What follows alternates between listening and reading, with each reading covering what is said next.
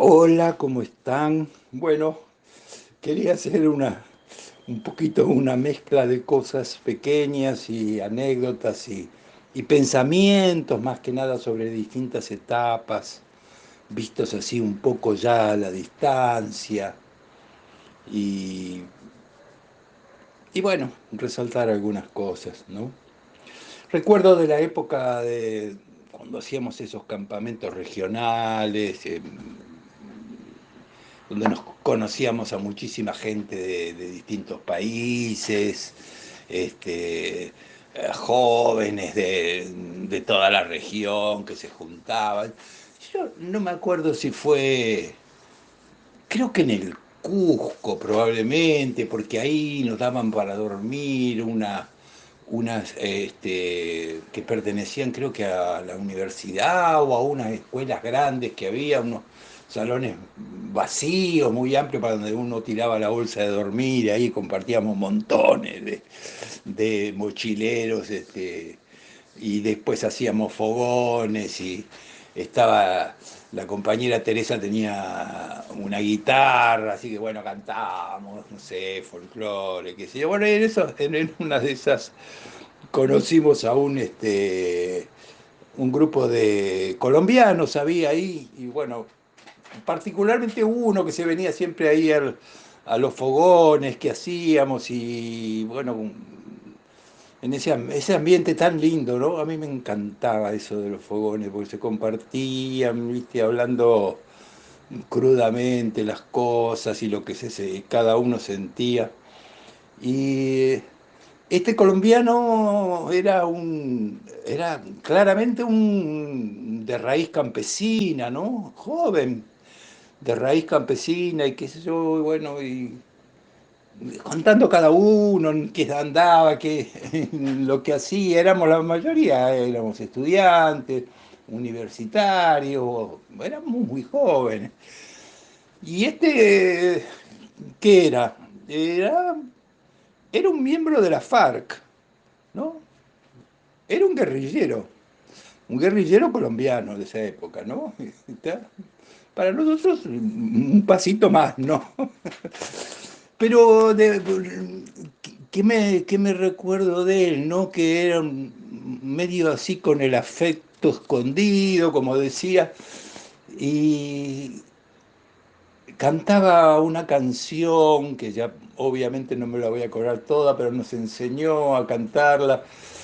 Y, y la letra era tan dura que no me acuerdo de toda la canción ni de la melodía tampoco, pero me acuerdo de esta primera frase que él cantaba con un profundo sentimiento y que decía, porque todos se van, porque todos se van, yo me vuelvo bandido.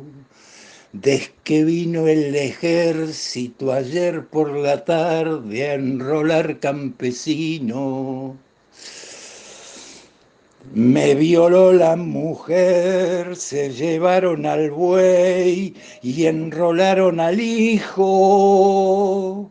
Y si el hijo será pronto la autoridad, yo me vuelvo bandido.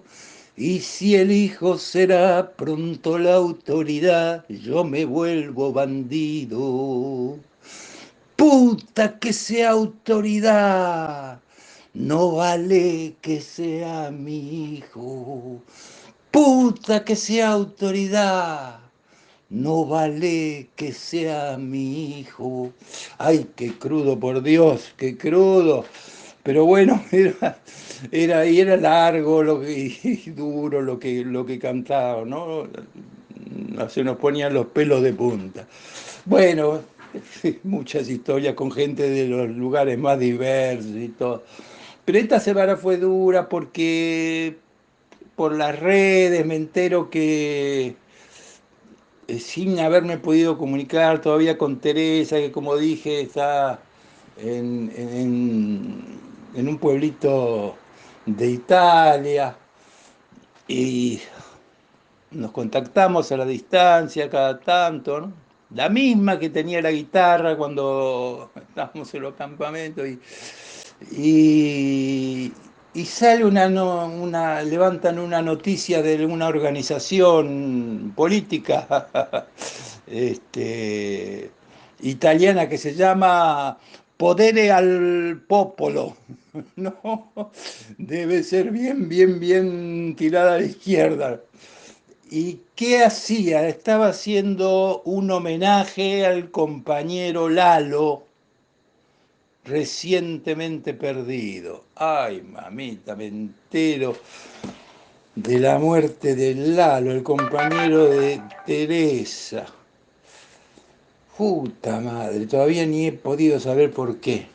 Ni he podido saber por qué. Pero contando, ay, hablando algo de Lalo para reivindicarlo, ¿no? Las cosas que hicimos también cuando veníamos de esos campamentos. Teníamos que pertenecían a distintos grupos, pero había un departamento era como un centro, ¿no? En la calle Jean Lloré, donde ahí vivían Teresa y Lalo y otras parejas, ¿no?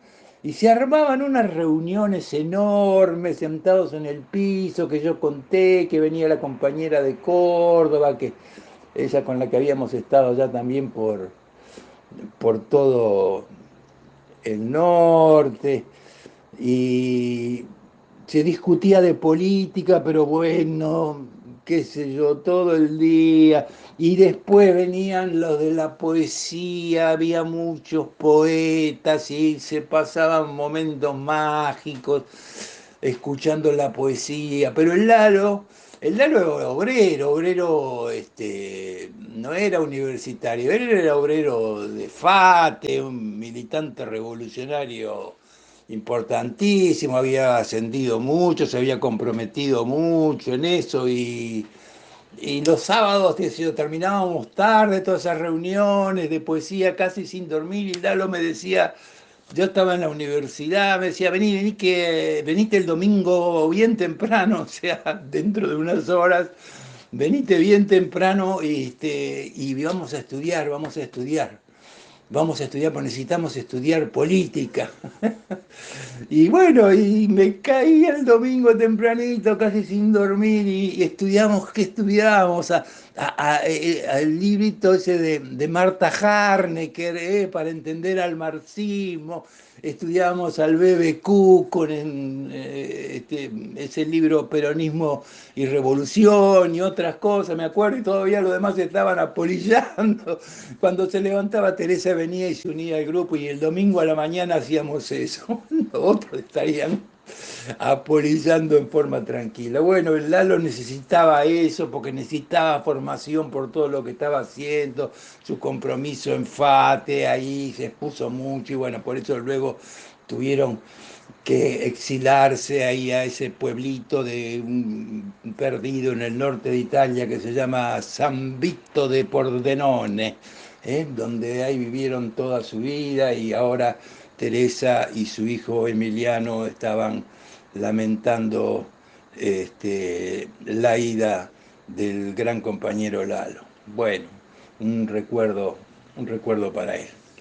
Y me voy para otros tiempos, porque resulta que el otro día me encontré, fui a una reunión con unos médicos en el hospital y llegó el doctor Enzo, que ya está jubilado, un poco más grande que yo, y me hizo acordar de algunas cosas que uno, claro, se va olvidando de las cosas. De dos temas básicamente me hizo acordar. Primero porque este doctor Enzo era el que me reemplazaba a mí con mis tareas cuando yo empezaba a hacer todos esos viajes por todo el mundo, así, cosas que él odiaba porque él no quería, lo estresaba mucho esa especialidad y él quería dedicarse más a hacer la cirugía. Él y un cardiólogo también entrerriano, uno de los dos, el que estaba a mano, se quedaba haciendo mi trabajo cada vez que yo viajaba. Y viajaba a todos lados, la verdad que era así, ¿no? Pero también me hizo recordar antes, puedo contar esto, que los profesionales ahí que éramos especialistas y para tratar cosas complejas, nunca delegábamos en lo que nos parecía lo más complejo. ¿Y qué puede ser lo más complejo? Las urgencias. Las urgencias que ocurrían a cualquier hora. Y por eso para mí era... El doctor Enzo me recordaba, dice él, yo vivía cerca del hospital y no había teléfonos en esa época, no existían ni siquiera los beeper, radios para recibir mensajes, miren, de la época que le estoy hablando. En las casas no había teléfono, yo no tenía teléfono. Pero yo vivía en San Martín, entonces cuando me llamaban, me querían contactar por una urgencia a la noche, no tenían cómo, entonces yo vivía en una casita subdividida, pequeña, y una de las partes de la subdivisión vivía una familia de unos alemanes, especialmente la mujer, una alemana dura, bastante brava, y qué sé yo, pero bueno, por lo menos respetaba mi tarea médica porque coincidía que su hermana menor era una enfermera muy importante ahí en el hospital italiano. Entonces, bueno, ella sí tenía un teléfono. Entonces, cuando a las 2 3 de la mañana llamaban por una urgencia, llamaban al teléfono de mi vecina, ¿no? Con lo cual, como las paredes estaban contiguas, ella empezaba a los gritos, la alemana, y golpeaban la pared, urgencia, urgencia en el italiano, urgencia en el italiano. Bueno, así me despertaba. Y bueno, y tenía que salir y yo siempre había necesitado tener un auto, pero claro, tenía autos muy precarios.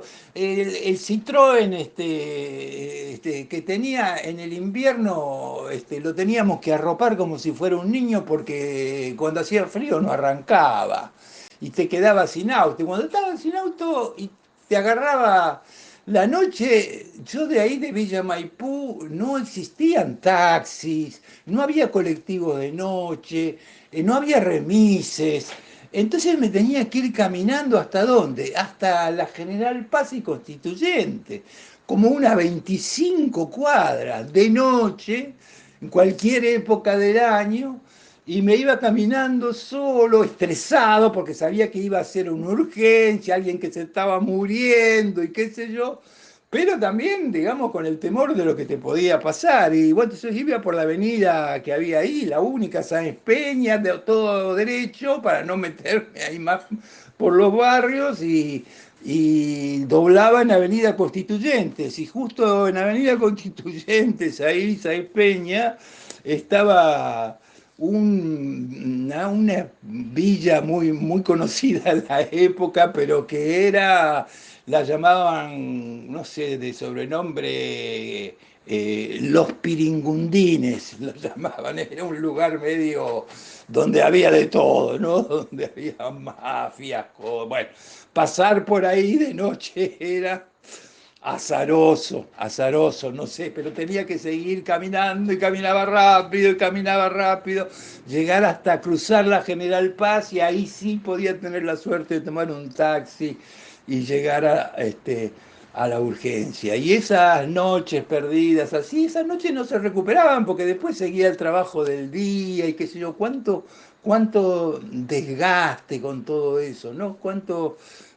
Pero no queríamos delegar la urgencia. Tenía gente que trabajaba, algunos que estaban haciendo guardias, inclusive que estaban dentro del hospital, pero parecía que la presencia, y no era yo el que lo hacía, porque el jefe de cardiología venía también, el doctor Liota venía también a cualquier hora, ¿viste? Era el jefe, era todo, pero no hacía que tuviera otro. Eso después con los años se fue cambiando, más difícil que un jefe te venga a hacer una urgencia a las 2 3 de la mañana, ¿no? Bueno, pero lo hacían todo, y este idiota que era medio picarón, e irónico, le gustaba cuando veía con la cara que uno llegaba ahí, le decía, doctor, le interrumpimos alguna cosa interesante.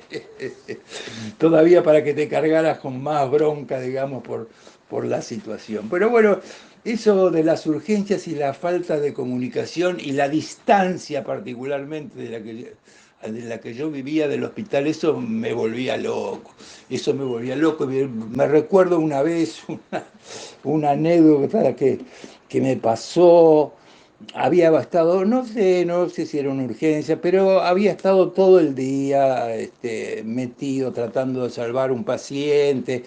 No me acuerdo. El asunto que había quedado tan extenuado después de todo eso que ya en esa época ya no tenía más el Citroën, pero era un auto peor, el Citroën era mucho mejor. Era un Peugeot viejo que estaba todo destartalado, qué sé yo, bueno, pero andaba. Y venía extremadamente cansado. Yo creo que la verdad que no estaba ni en condiciones de manejar, pero tenía que volver a San Martín, era ya de noche. Iba a ir por la Paternal y justo, claro, la cabeza en otra cosa, la traes cuando después de un día tan terrible y qué sé yo. Y había un camión doble acoplado que iba por una calle angosta y bueno, me pongo a pasarlo, pero claro, no iba atento a todo el tránsito, por una calle poco transitada y no me di cuenta, pero la verdad que no me di cuenta por la situación, que atrás mío venía otro auto que también quería pasar al camión con acoplado y yo seguí pasándolo a una velocidad no muy rápida, con lo cual lo dejé encerrado al que venía atrás, no pudo, tuvo que frenar, no pudo pasar al camión, qué sé yo. Cuando me di cuenta de la situación, hacía señas, le pedía disculpas, pero en la calle te encontrás con cualquier cosa. Cuando pasó lo del camión, que chocábamos ahí contra la estación, seguimos de largo y bueno, yo seguía manejando como podía para llegar.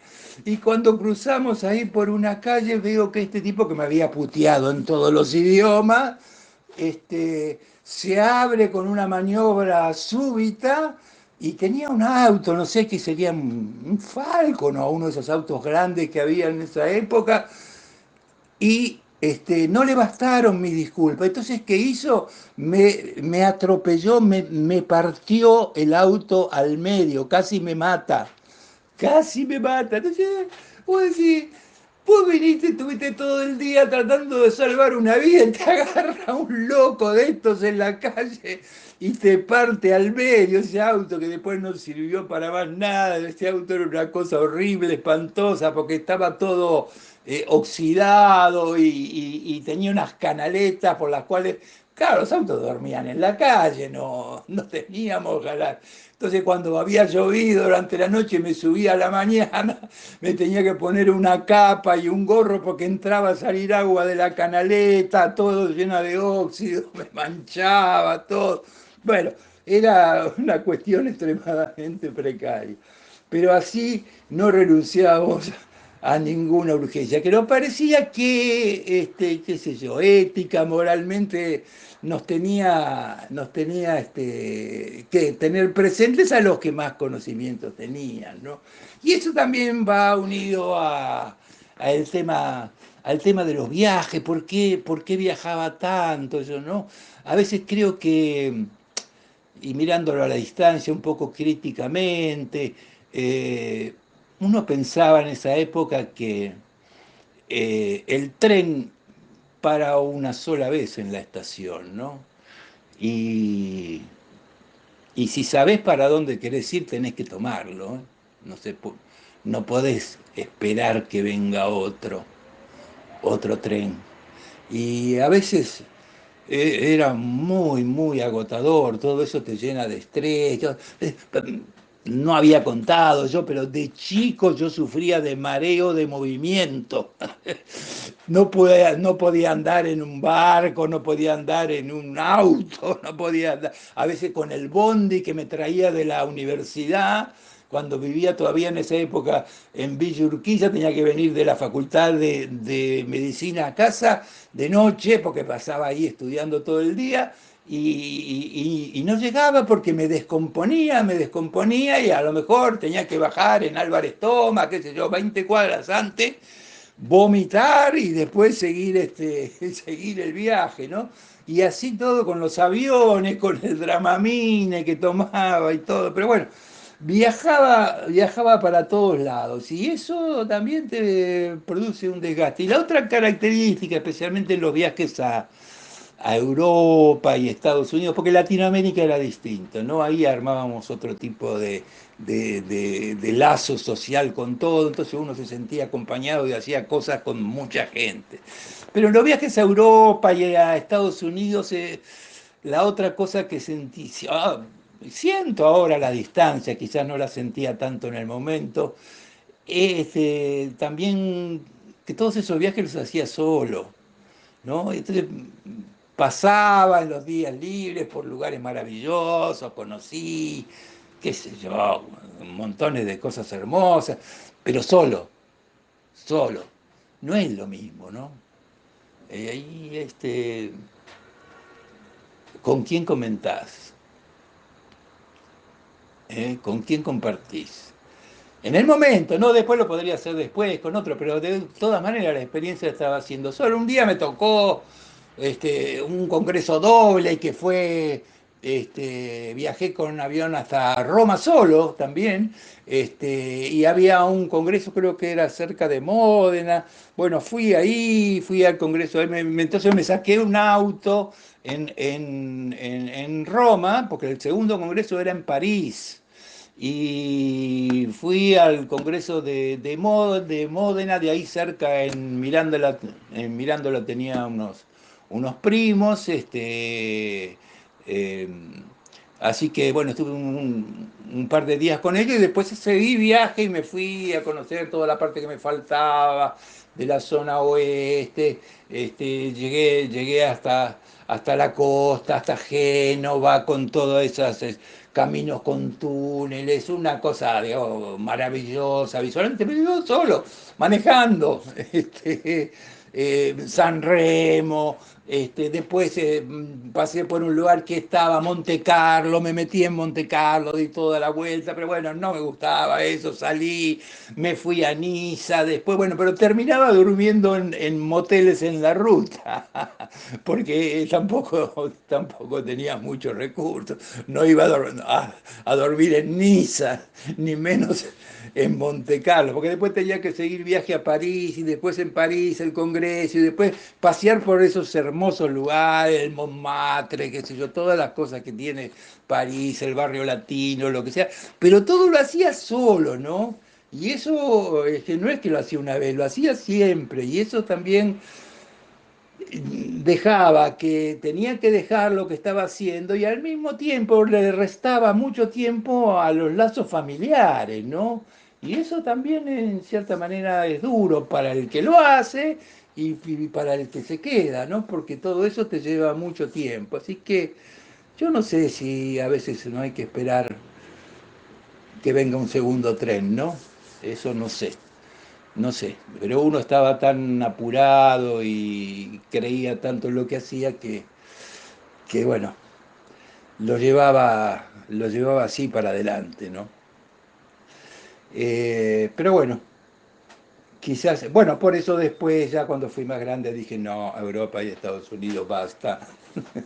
Me quedé con Latinoamérica, donde estaba mi gente y nos comunicábamos mucho más fácil y ahí cada vez que nos juntábamos para algún congreso era una fiesta, bueno, porque ahí, bueno, gozábamos intensamente. Eso era una cuestión distinta y esa la mantuve siempre, hasta la pandemia, le diría, porque justo antes de la pandemia también anduve viajando por ahí. Pero bueno, siempre los viajes eran solos, no porque no había recursos para llevar a alguien de la familia, ¿no? Creo que una sola vez pude llevar a mis hijos cuando me habían invitado a un congreso en Orlando y ahí pudieron andar un poco, conocer Disney, qué sé yo, pero fue la única vez. Bueno, y después, claro, a mí se me socializó muchísimo más con todo el tema de la docencia, porque la docencia no sé, para mí enriquece muchísimo, qué sé yo, y ya he hablado de la docencia, del poder transmitir las cosas. Esto en cierta manera justificaba todo ese apuro y todos esos esfuerzos y todas esas cosas que uno había hecho a nivel individual, la falta de sueño, las noches perdidas. Todo eso genera estrés, descarga de adrenalina. Para la salud no es demasiado bueno, ¿no? Y nunca pude dormir bien, siempre me costó mucho eso. Creo que todo tiene que ver con todo, ¿no? Pero bueno, para no hacerlo largo, mañana empiezo un nuevo curso anual de posgrado que doy a profesionales de la especialidad. Tengo más de 40 y pico de alumnos y mañana tengo el Zoom a la tarde y con gente, como estamos en pandemia, la mayoría de la gente son a distancia, de todas las provincias de Argentina, del norte, del sur, del oeste, de todos lados viene. Y también de países vecinos, tenemos de Uruguay, de Colombia, de Bolivia, del Salvador, tenemos dos también. Bueno, lindo. A mí me encanta la docencia, pero digo, cuando yo voy a empezar la primera clase, cuando la hacía presencial y ahora que va a ser por Zoom, siempre, este, antes de hablar, leía esta siguiente eh, pensamiento, que no es mío, pero que yo lo tomé como que resumía claramente un poco el objetivo de lo que quería hacer con la docencia. Y dice así, la educación debería enseñar a pensar en forma crítica y no a obedecer ciegamente. Debería ayudar a formar conciencia para administrar el tiempo y, y no para transformarse en una rutina. Debería ayudar a permitir querernos y reconocernos y no odiarnos y segregarnos. Debería permitir hacer lo que nos gusta y no lo que nos toca. Y finalmente debería permitir soñar y hacer el mundo que queremos y no acomodarnos a un mundo poco humano. Me parece que cierra un poco todos los conceptos que uno intenta hacer y se entusiasma cada vez que comienza un nuevo ciclo docente, ¿no? Con la universidad ya va a ser 28 años ininterrumpidos, ¿no?